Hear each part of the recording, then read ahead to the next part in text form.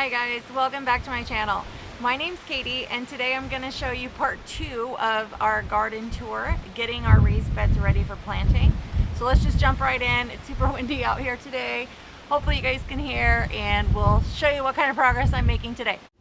All right, so we started here with this garden bed that's in our back garden, and that just took me a couple minutes. I pulled the weeds out that were there before and got that all cleared up. That was no problem.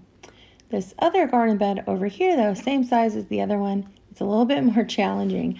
So I spent about 10 minutes so far trying to get all the weeds out, and there's a clump of grass in the back that I'm having to use this tool for.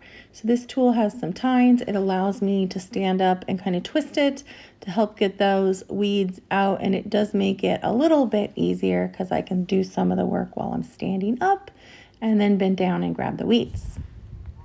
So I'm just putting it down and just twisting, and then finally it'll give and it'll just pull up all the weeds. So I'm going to do that a few times here. So this tool is actually helping out quite a bit. I just put it in the ground, twist it like I said. Now you do have to kind of force it a little bit and twist it, and eventually after a few twists it just kind of breaks free. The roots break free there from the dirt and they'll just give, and you're able to pull it up and kind of slip them out. It's pretty convenient, and so I just do this a few times and I'm able to get all these clumps out so that I could just get rid of those weeds.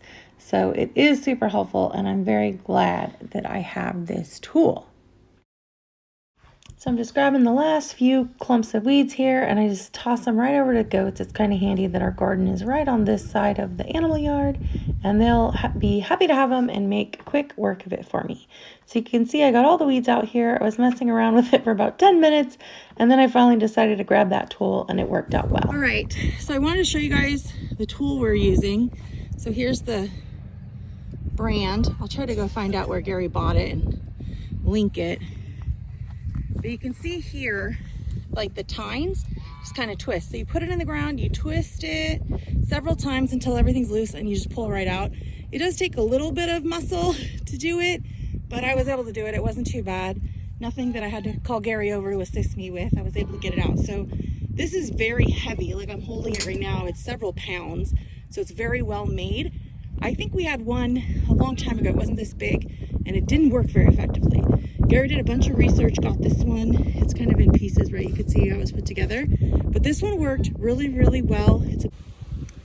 Okay guys, so I thought I would take you along with me and just show you the entrance to our backyard garden. So we're here in our backyard, and around the garden we have all these plants. So this is a rose bush.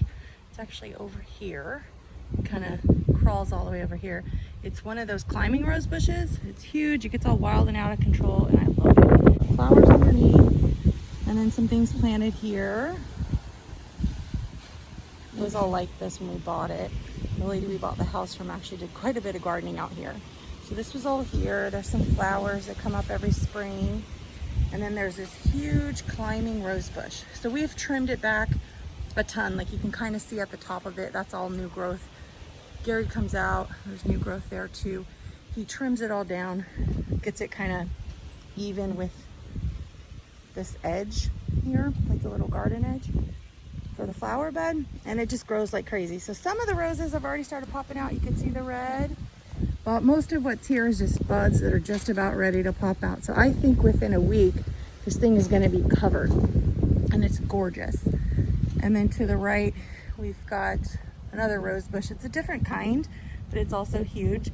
And then this is our little entrance, hi Lukey boy, into our backyard garden. So I'll take you in there and we'll show you what that looks like.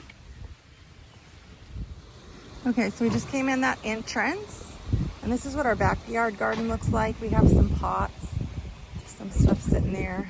Gary built these benches so that we could sit out here and enjoy the garden. We have a little stove right here, like a little fire pit, and there's just some junk in there we need to burn. But the roses just kind of grow up behind the bench. It's nice and quiet. You can sit out here. There's some flowers that are in our backyard actually. You can just see a bunch of stuff for our garden that we'll put in when we're planting. Today I'm out here trying to get the weeds pulled. There's a little frog, Stephanie's stone thing. We do have a bird feeder. We need to fill it up. We like to feed the birds too.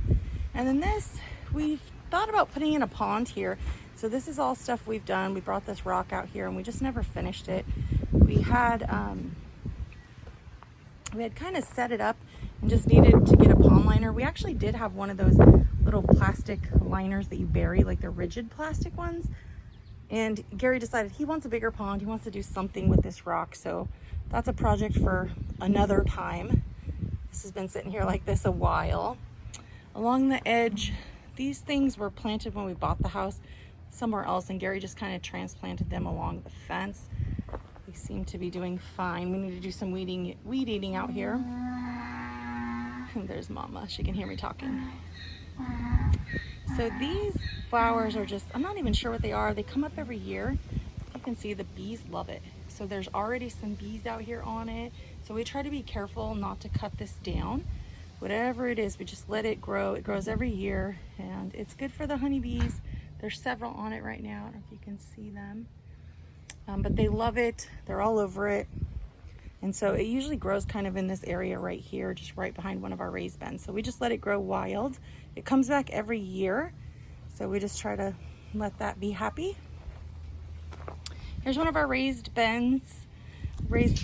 So I need to get in here and get this all weeded. You can see that there's some, I don't know what this stuff is actually, maybe some kind of lettuce or something. It's not something I planted.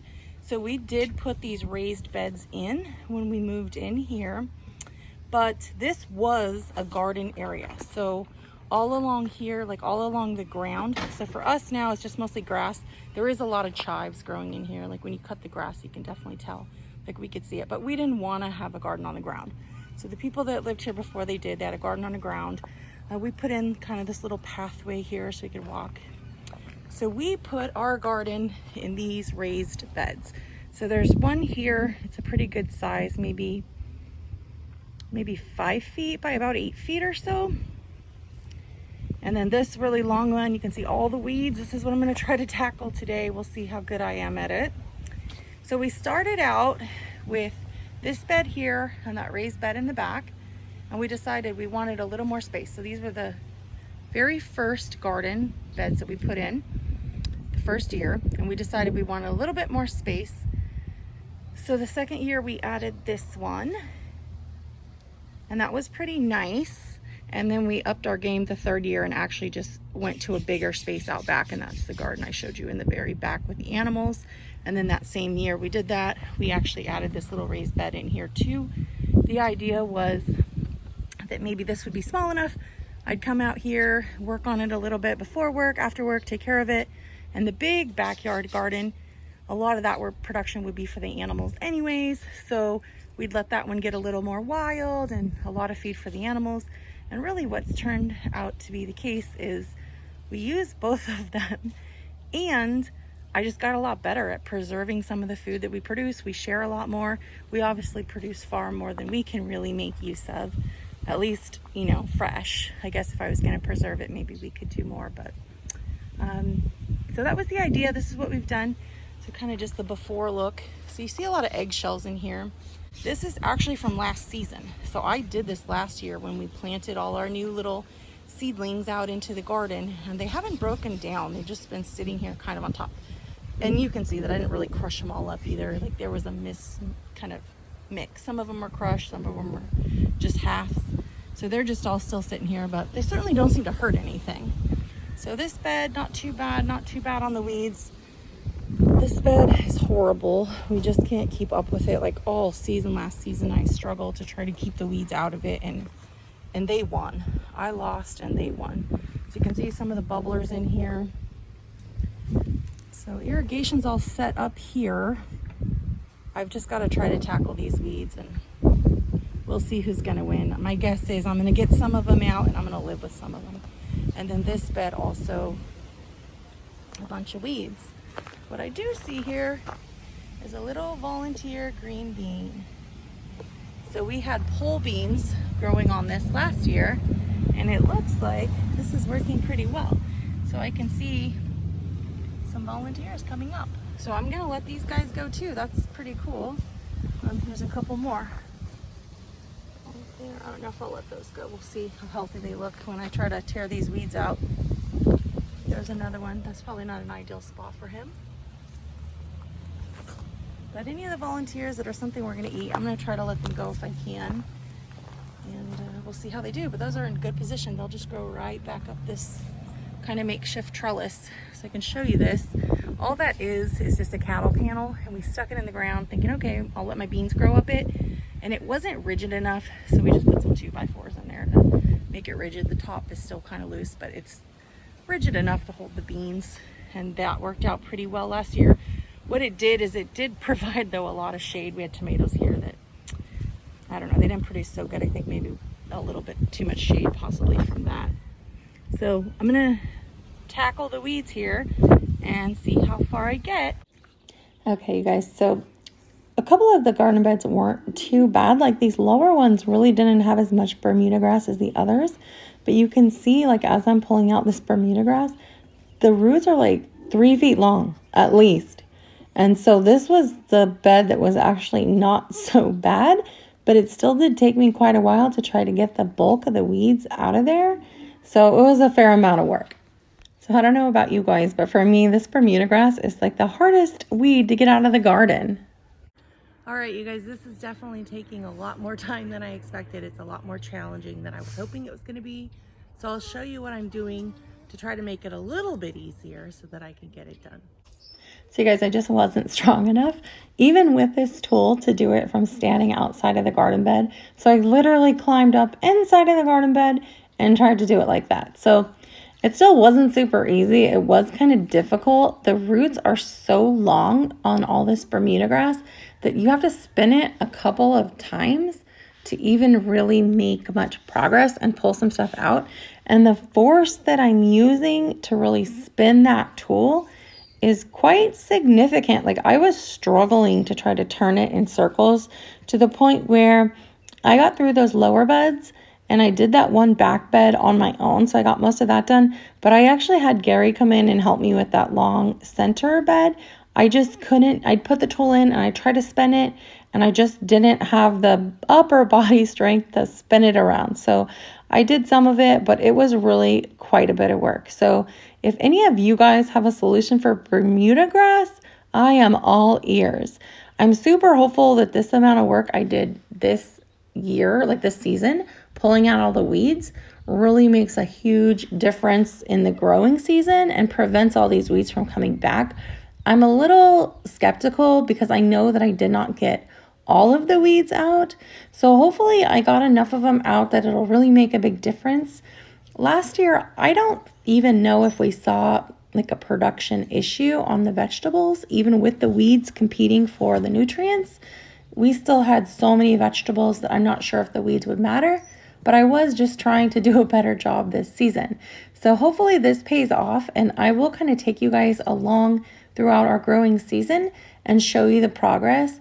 Because from my perspective, if all this Bermuda grass just comes back and takes over the bed within a month or two, then this is just not worth it. All right, you guys, you saw what we did the last couple of days. It did take us 2 days to get through both of these gardens. This last one was tough. So if you didn't see part 1, go back and watch that and you'll see how we did the back garden. And then part 2 here, just wrapping it up, showing you what we did to finish the back garden and get this one done. So thanks for sticking around and watching. It was a super windy day the last couple of days, but we got it done and we're ready to plant the garden, so that's the most important part. All right, I'll see you guys next time and I'll show you how we're getting this garden planted and how it's coming along. See you later.